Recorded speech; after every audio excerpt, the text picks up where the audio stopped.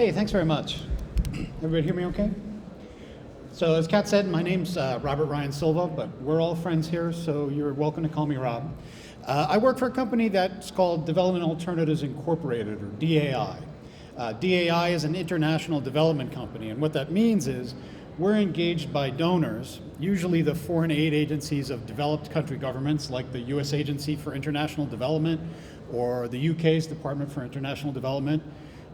We're engaged by them to implement projects that build the capacities of people and institutions in developing countries. And I run an initiative inside the organization called the DAI Maker Lab.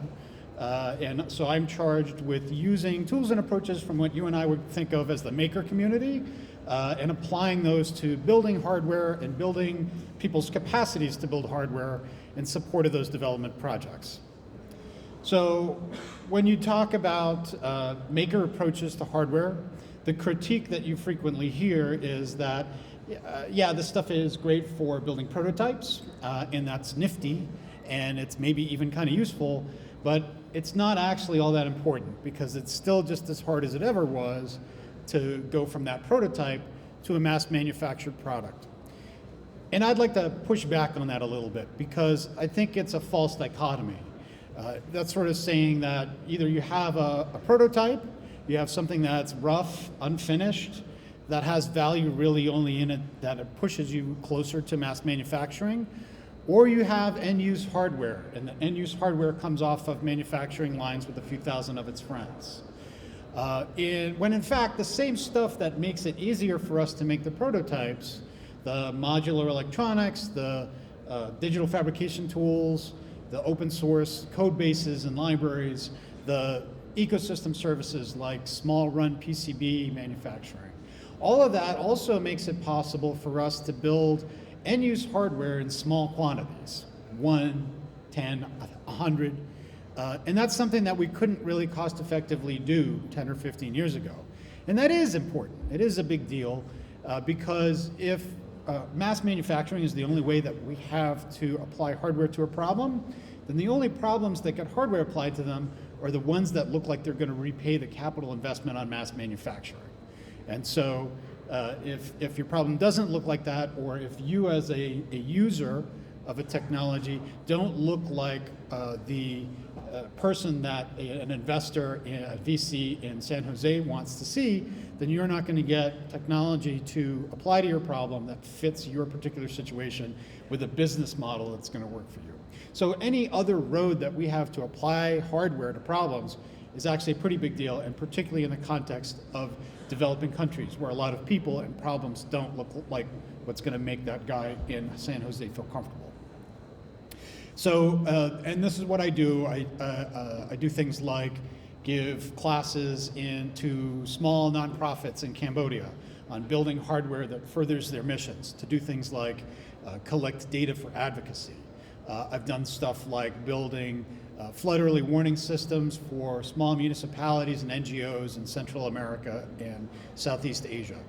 But right today, what I want to talk to you about is some work that we're doing right now in Indonesia that I think you're going to find kind of interesting. So we implement a number of projects in Indonesia. One of them is called IUWASH Plus. It's a USAID funded project that works to provide access to water and sanitation services for urban communities in Indonesia, with an emphasis on the urban poor. And so a lot of what they do is working with water utilities to build their institutional and technical capacities. So you can imagine if you're a water utility, there's a lot of data that you'd like to have about what's going on in your network at any given time. And a utility here in the US or in Europe, or in fact in some of the better funded utilities in Indonesia, have access to a lot of hardware that can give them a lot of data about what's going on in their network at any given time. If you're not such a well-funded utility, however, you have to go a little bit more old school.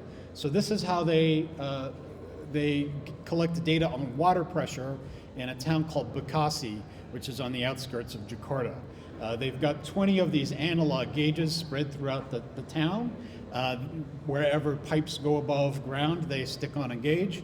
And the way they get the data from these is somebody jumps in a car once a week with a notebook, and they write down the readings from each of the gauges, and they come back.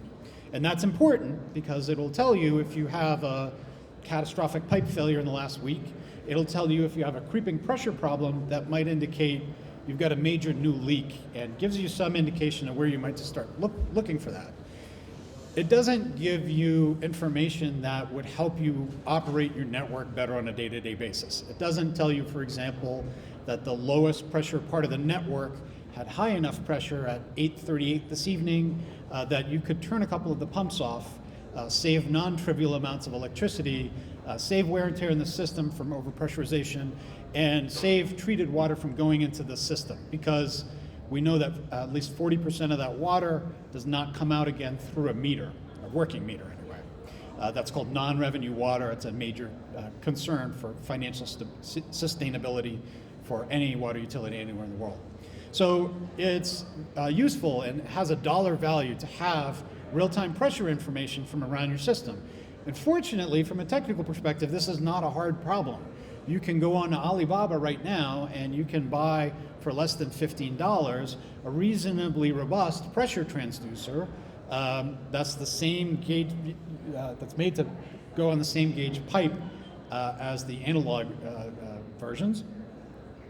And that's a admirably linear 5-volt sensor. You can plug that into the ADC of your microcontroller of choice, bolt on some power and communications, and hey presto, you have a remote water pressure telemetry system. And so we built a proof of concept prototype of this, which I called Maytall, on the grounds that Toots and the Maytalls sang pressure drop.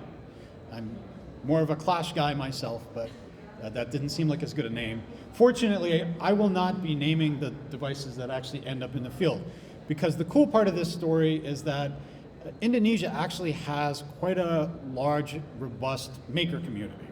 And we held a series of maker meetups in 3 towns in Java, 3 pretty big cities in Java, to get to know those maker communities and to introduce ourselves and, so that they could better understand how we work. And there were 3 big takeaways that I got from these meetups. The first was that the technical capacity of these communities is really very high.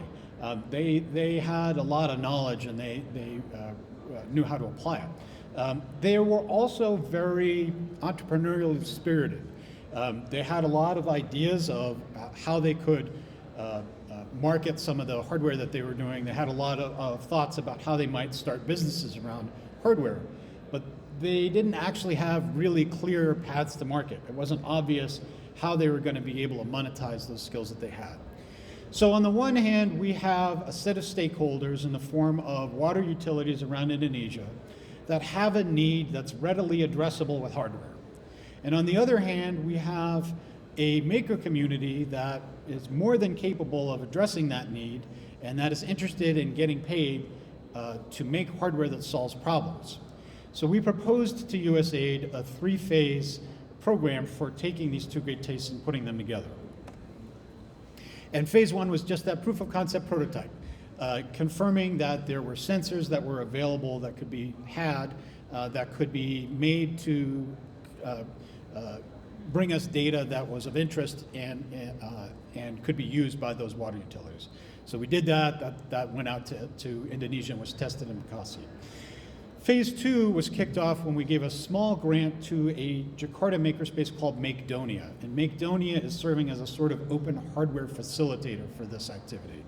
They've convened a group of makers around this problem, and using funds from the grant and facilitation help from OSH, they are going to a few different utilities, initially in Java, to get to know those utilities, kind of embed in them, understand how those utilities operate, and to do some co-creation work, some user-centered design work around this device.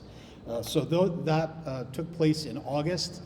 They had some very successful co-creation sessions around that, and they have now come back to Makedonia to work on field prototypes, stuff that will actually get tested on site at those water utilities.